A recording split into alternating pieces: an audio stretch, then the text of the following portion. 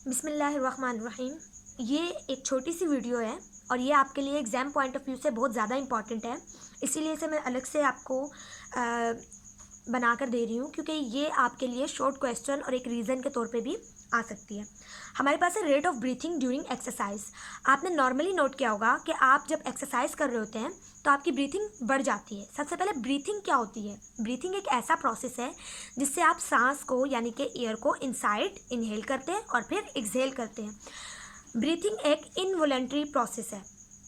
Involuntary का मतलब होता है कि आपके कंट्रोल में ना होना। इनवॉलेंट्री मतलब खुद ब खुद हो जाना, खुद हो जाना, आपके कंट्रोल में ना होना। अब कुछ बच्चे ये सोचेंगे कि नहीं, हम तो अपनी ब्रीथिंग रोक सकते हैं, ये हमारे कंट्रोल में है। तो ऐसा बिल्कुल नहीं है। आप सांस रोक सकते हैं, पर आप बहुत कम देर के लिए रोक सकते हैं। जैसे ही आपकी बॉडी में ऑक्सीजन कम होगा, आपको कुछ भी करके सांस लेना पड़ेगा, और अगर आप फिर भी नहीं लेते तो आप बेहोश भी हो सकते हैं, क्योंकि जैसे ऑक्सीजन लेवल कम होगा तो आपकी बॉडी क्या हो जाएगी, अनकॉन्शियस होकर आप नीचे गिर जाओगे, बेहोश हो जाओगे। इसी तरह जब दम घुट रहा होता है तो इंसान बेहोश हो जाता है, क्योंकि उसको ऑक्सीजन की नीड होती है, तो बॉडी अपने आप को शट डाउन कर देती है बाय हाइपोथैलेमस ऑफ ब्रेन। तो हमारे पास जो ब्रीथिंग है वो ब्रेन के किस पार्ट से कंट्रोल होती है? हाइपोथैलेमस। हाइपोथैलेमस ब्रेन का वो हिस्सा है जहाँ से ब्रीथिंग का कंट्रोल का मैसेज आता है या ब्रीथिंग कंट्रोल होती है। ये एमसीक्यूज़ के लिए मोस्ट इम्पॉर्टेंट पॉइंट्स हैं, इन्हें ज़रूर याद रखिएगा। अब हम ये समझेंगे कि हमारे पास ब्रीथिंग बढ़ क्यों जाती है जब हम एक्सरसाइज करते हैं।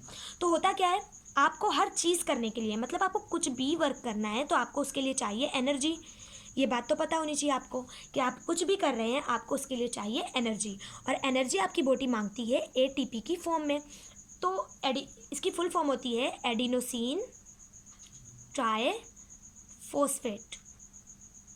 तो आपकी बॉडी को कोई भी काम करने के लिए चाहिए एनर्जी।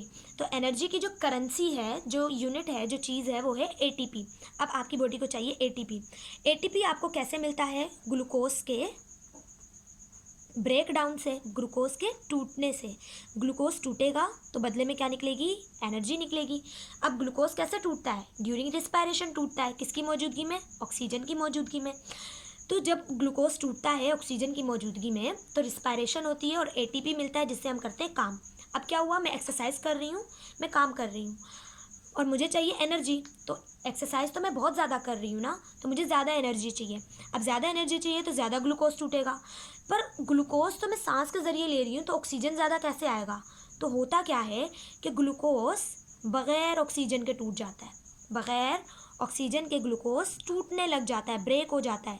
लेकिन जब भी ऑक्सीजन के बग़ैर ग्लूकोज टूटता है तो उसके बदले में बनता है लैक्टिक एसिड। कार्बन डाइऑक्साइड और पानी नहीं, लैक्टिक एसिड, एक तेज़ाब बनता है। जब भी ग्लूकोज विदाउट ऑक्सीजन टूटेगा तो बदले में बनेगा लैक्टिक एसिड, जिसकी वजह से आपकी बॉडी में दर्द होने लग जाता है। अगर आप देखें, आप बाज़ औक़ात बहुत ज़्यादा भाग रहे हैं, बहुत तेज़ भाग रहे हैं, तो कुछ देर के बाद ऐसा होगा कि आप मज़ीद बिल्कुल नहीं भाग पाएंगे। वो क्यों नहीं भाग पाएंगे? क्योंकि आपकी बॉडी में ऑक्सीजन की कमी थी, जिसकी वजह से ग्लूकोज बग़ैर ऑक्सीजन के टूट गया एनर्जी देने के लिए। तो क्या हुआ, आपकी बॉडी में बन गया लैक्टिक एसिड। ये लैक्टिक एसिड जब आपके गोश्त में या मसल्स में जमा होगा तो आपको कर देगा दर्द, बहुत ज़्यादा शदीद वाला दर्द, जिसे हम कहते हैं मसल फटीक।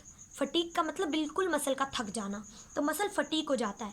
अब हम दोबारा से समराइज़ करेंगे कि हमारे पास किसी भी काम को करने के लिए चाहिए एनर्जी। एनर्जी जब आप एक्सरसाइज करते हैं तो आप बहुत ज़्यादा काम कर रहे हैं, तो आपको बहुत ज़्यादा एनर्जी चाहिए, पर सांस तो आप ऐसे ही लेंगे ना, ऑक्सीजन ज़्यादा कैसे आएगा? तो हमारे पास क्या होता है, ग्लूकोज बग़ैर ऑक्सीजन के टूट जाता है एनर्जी देने के लिए। तो ग्लूकोज जब भी बग़ैर ऑक्सीजन के टूटता है तो वो बनाता है लैक्टिक एसिड। जब ये लैक्टिक एसिड मसल्स में जमा होता है, गोश्त में जमा होता है, तो बनाता है फटीक, मसल फटीक, कि मसल बहुत थक जाते हैं। फिर क्या होता है कि जब आप एक्सरसाइज रोक देते हैं, फिर आप मज़ीद दौड़ नहीं पाते, आपको रुकना पड़ता है। जब आप रुकते हैं तो आपकी सांस तेज़ हो जाती है। सांस तेज़ क्यों होती है? सांस के साथ जो आपका ऑक्सीजन जा रहा है बहुत जल्दी जल्दी, वो ऑक्सीजन जाकर लैक्टिक एसिड से मिलता है और दोबारा बना देता है कार्बन डाइऑक्साइड और पानी, जिससे क्या होता है, ये एसिड ख़त्म हो जाता है। इसीलिए जब आप बहुत ज़्यादा थक जाते हैं, आप थोड़ी देर बैठते हैं तो आपकी जो थकावट है वो थोड़ी कम हो जाती है, मुकम्मल ख़त्म नहीं होती पर थोड़ी कम हो जाती है, क्योंकि लैक्टिक एसिड अब कम होना शुरू हो गया है।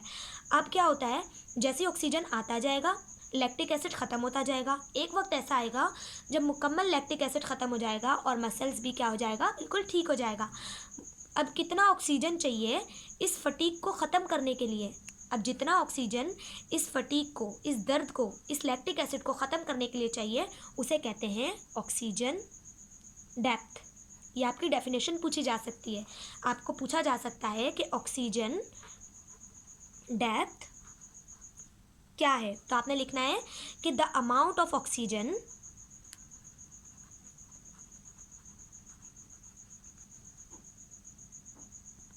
The amount of oxygen required to remove lactic acid from fatigue muscle is called oxygen depth। कि वो मसल्स का अमाउंट जो आपके पास ऑक्सीजन को रिमूव करने के लिए चाहिए, अमाउंट ऑफ ऑक्सीजन जो कि आपको चाहिए लैक्टिक एसिड को ख़त्म करने के लिए उस मसल से जो कि फटीक हो गया है, ये कहलाता है ऑक्सीजन डेप्थ। यहाँ कुछ बातें हैं जो कि आपको मज़ीद पता होनी चाहिए।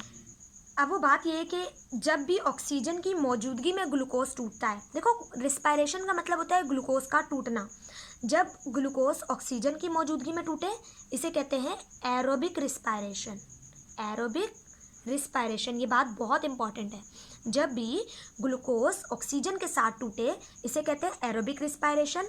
और जब भी ग्लूकोज विदाउट ऑक्सीजन टूटे, इसे कहते हैं एरोबिक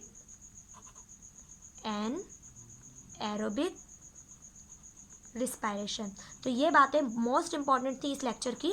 इसे अच्छे से सुनना, अगर नहीं समझ आता एक बार दोबारा सुनना, और जो भी क्यूरी या कोई भी क्वेश्चन है वो कमेंट में ज़रूर पूछना, और चैनल को लाइक और सब्सक्राइब ज़रूर करना, और बाकी तमाम फ्रेंड्स के साथ वीडियो शेयर करना, क्योंकि एग्ज़ाम्स के पॉइंट ऑफ व्यू के साथ ये वीडियो बहुत ज़्यादा इंपॉर्टेंट है।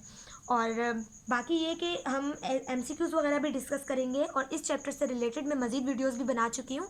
तो आप प्लेलिस्ट पे जाकर अपने जो बायोलॉजी क्लास 10 के लेक्चर्स हैं, वहाँ से आप अपनी ये तमाम वीडियोस भी देख सकते हैं। इस चैप्टर का आपके पास पार्ट 1 पार्ट 2 भी अवेलेबल है, और पार्ट 3 भी अपडेट हो चुका है। तो ठीक है, अल्लाह हाफिज़, थैंक यू सो मच।